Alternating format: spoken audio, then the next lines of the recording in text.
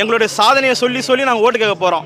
இத்தனை ஆண்டு காலமாக 10 ஆண்டு காலம் தமிழ்நாடு கீழே இருந்தது. இன்றைக்கி தமிழக முதலமைச்சர் ஆட்சிக்கு வந்த பிறகு ஸ்டாலின் தான் வராரு, விடியல் தர போகிறாருன்ற வார்த்தையை எங்களுக்கு தந்துட்டாரு.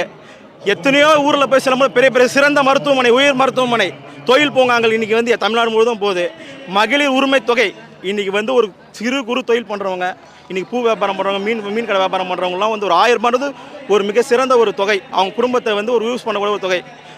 பள்ளி கல்லூரியில் படிக்கிற மாணவர்களுக்கு 1000 ரூபாய் திட்டம் சென்று கொண்டு இருக்குது. இன்றைக்கி ஒரு காலேஜில் படிக்கிற பொண்ணுக்கு 1000 ரூபாய் போய் சேருது.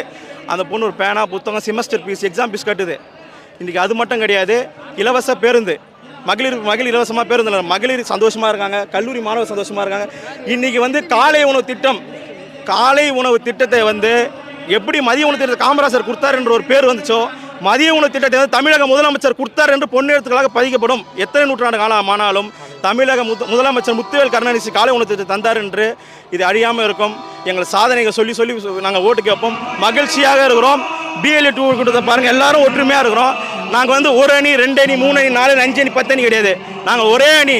எங்கள் தலைவர் முத்துவேல் கருணாநிதி ஸ்டாலின், எங்கள் இளம் தலைவர் உதயநிதி ஸ்டாலின். நாங்கள் வெற்றியினரை போட்டு தமிழகத்தில் மீண்டும் ஆட்சி அமைப்போம். மாபெரும் கூட்டணி, எங்கள் கூட்டணி வெற்றி பெறும். கருத்து கணிப்பு அனைத்திலும் எங்கள் கூட்டணி வெற்றி 40% வெற்றின்னு வந்துருச்சு. வெல்வோம் 200, படைப்போம் வரலாறு. வெல்வோம் 200, படைப்போம் வரலாறு.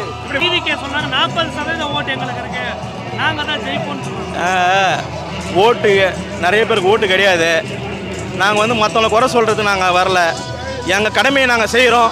மக்கள் கடமையை மக்கள் செய்வார்கள்.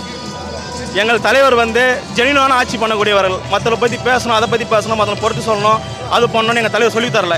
எங்கள் தலைவர் கடமை, கண்ணியம், கட்டுப்பாடு இது மட்டும் தான் சொல்லி கொடுத்துருக்கார். எங்கள் நேர்வழியில் செல்ல சொல்லி கொடுத்துருக்கிறார்.